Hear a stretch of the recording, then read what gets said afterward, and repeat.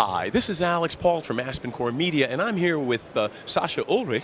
He's with Garz Fricke, and well, from the look of it, I'm assuming you're a display manufacturer. Oh no, we are not. So we are more a HMI company. So we solve the issues of connecting a display to an intelligence platform.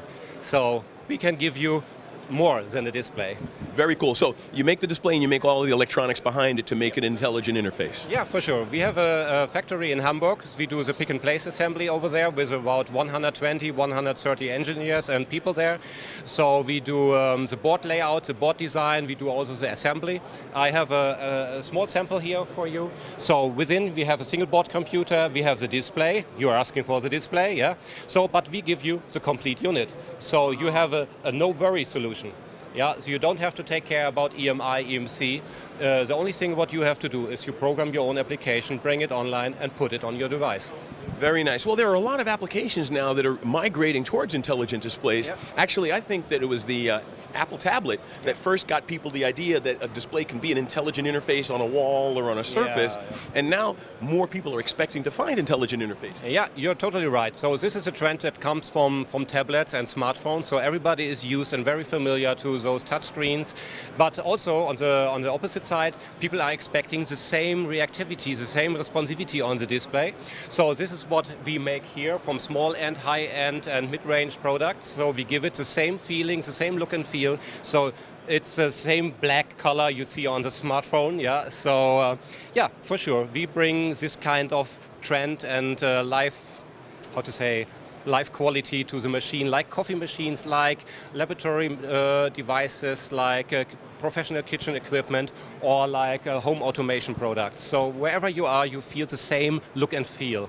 Well, and I think that's very critical now because a good user interface actually encourages users to want to use the product or use the system, and a bad user interface can completely defeat the purpose. Yeah, for sure. So I'm a specialist on coffee vending machines, so it's the same. The coffee is always the same. So it tastes, if you press a push button, it's the same like pressing here. Oh, my dear customers, please apologize. But today we are talking about user experience. So if you're approaching a vending machine, it should show you a kind of reliability and, hey, try me. Yeah, you won't worry about it. So it's a totally different story if taking a coffee in the morning, not your old filter brew machine, but now you go to a stylish coffee machine and maybe it knows you, it recognizes you. Hey, Sascha, do you want to have it with 3 cups of sugar or whatever? So more intelligence is more service to the customer, and it makes our life a little bit more happier. Well, and something you said really clicked to me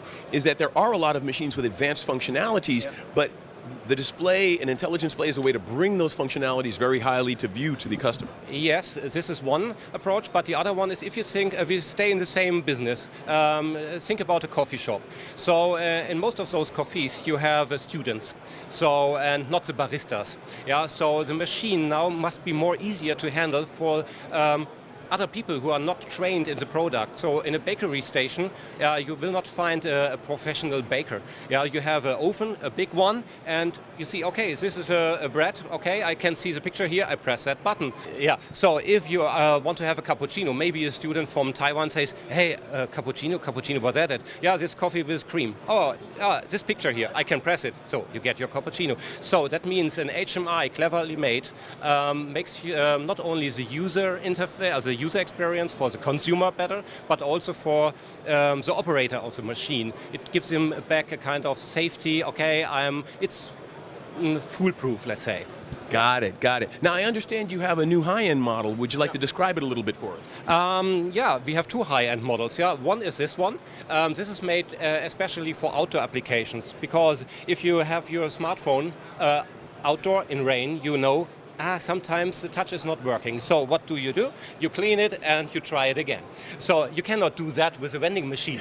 Yeah. So it must be really reliable behind water and direct sunlight. Yeah. How many times you have the backlight of your smartphone too dark, and you say, oh, I was in my home, it was bright enough, but now I'm outdoor, I cannot read anything. So this is what we've done here. We have a high brightness display, we have an optical bonding behind the glass. That means there's no reflection between the surface of the display and the glass, and it's securely integrated in the mechanical cabinet, so it's a seamless, what we call flush mount, so integration. So that's the high end for vending machines. And what about the other ones? The other one is on that wall here. It's the first time for Garz Fricke that we bring an HMI on wall. So these machines are designed for OEMs, so that means for laboratory device makers and so on. But this is the first time we are entering the building automation. So how to enter or to mount that small tiny thing on a wall. So we have a kind of very clever mechanics, a kind of bracket that you can click in the display on the wall.